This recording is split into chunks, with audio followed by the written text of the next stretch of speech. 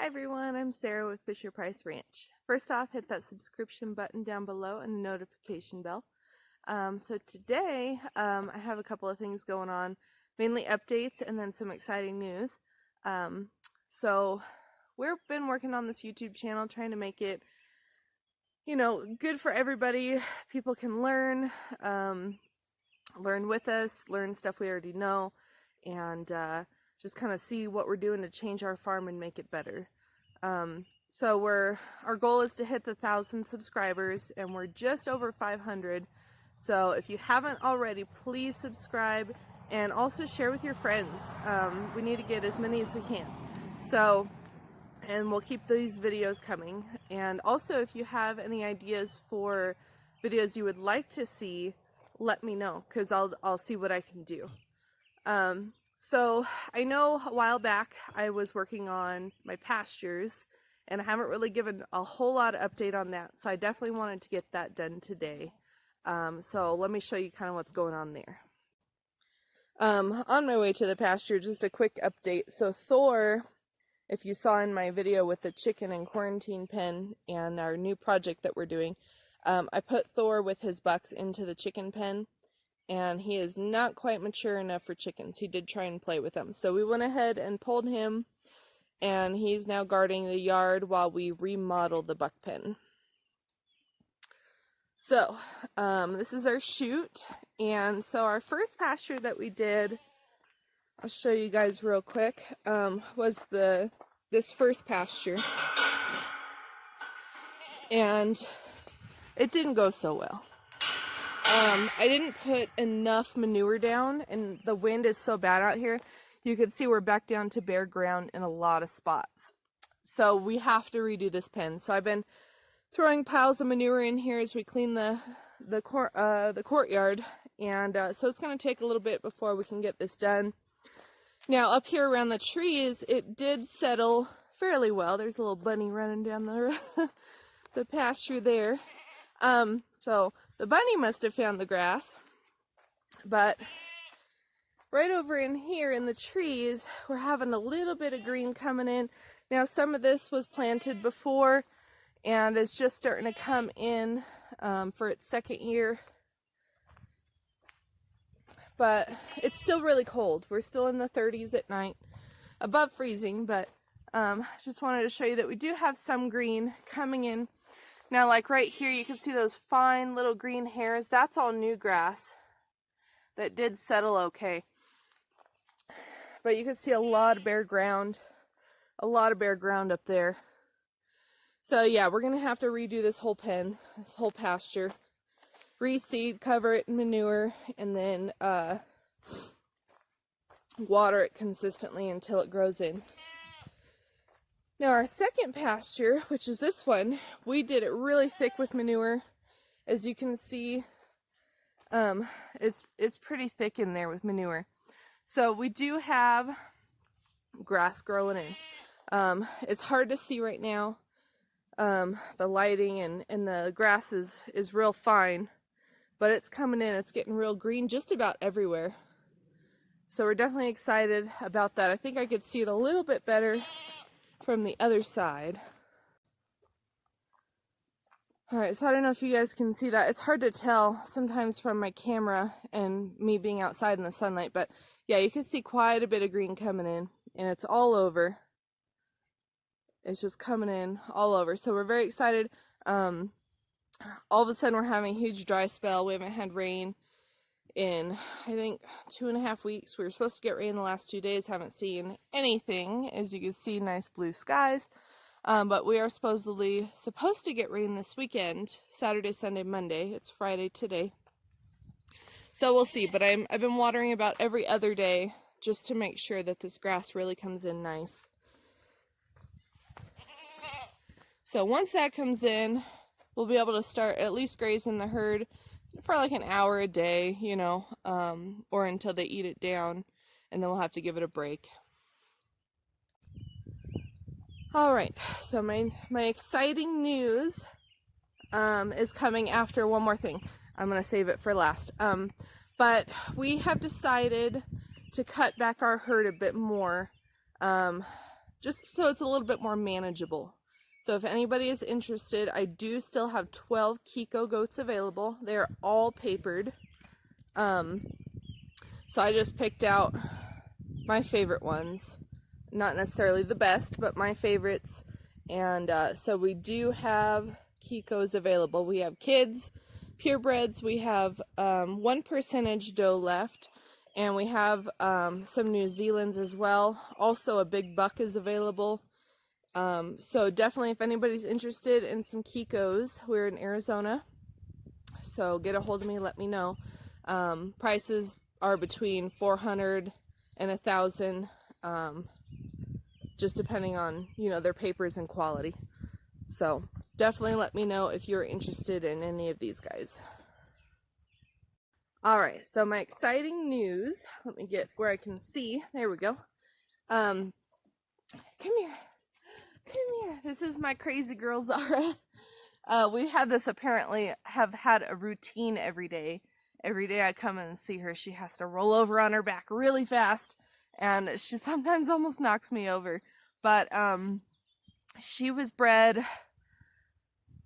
just over 4 weeks ago, and I haven't been able to tell if she's pregnant, but I did have somebody come a couple of days ago, and they purchased a few of our goats, and they show dogs and breed dogs, and their teenage daughters, you know, the daughters do the showing and the mother just helps, but they do most of it. Anyway, one of the daughters came over and Zara was all over her, which is kind of unusual for Zara. She's more of our aggressive Kraken, and I have to watch her, but could be because she is pregnant.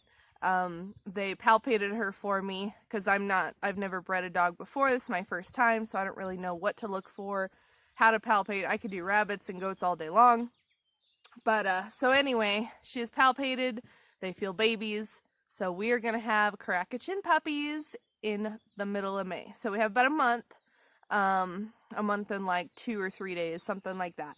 So, if anybody's interested, I do already have a lot of people waiting. These puppies are not going to be registered, even though they could be. We're not going to register them. But the puppies are going to be born in the goat pen, and they'll be raised with goats from day one. And then once they kind of start moving around, kind of getting out of the barn, when they're walking around a little bit, we're going to move chickens up here as well. So that way we don't have an issue like with Thor, where he wasn't raised around chickens. Not a bad thing.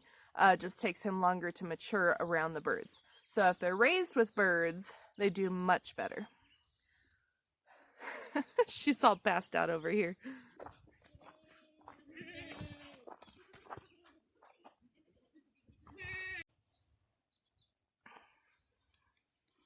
He's a good girl. He's a good girl.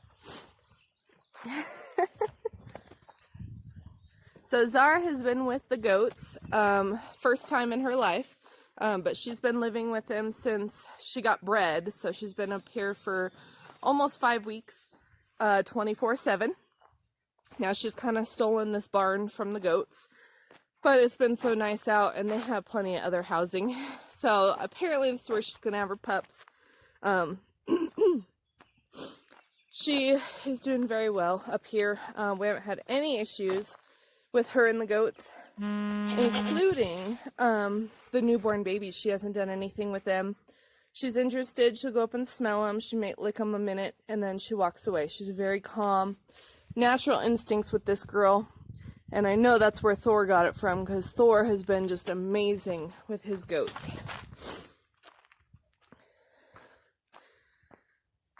So, but I do want to say that I never thought I would own any other dogs. I had a pet dog, and I always said after he passed away that I would never get dogs again.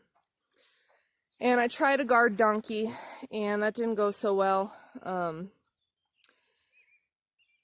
So finally, I was kind of, in my mind, I was kind of talked into getting a livestock guardian dog. It just seemed the most logical, the least amount of issues. I know a lot of people have problems with their donkeys.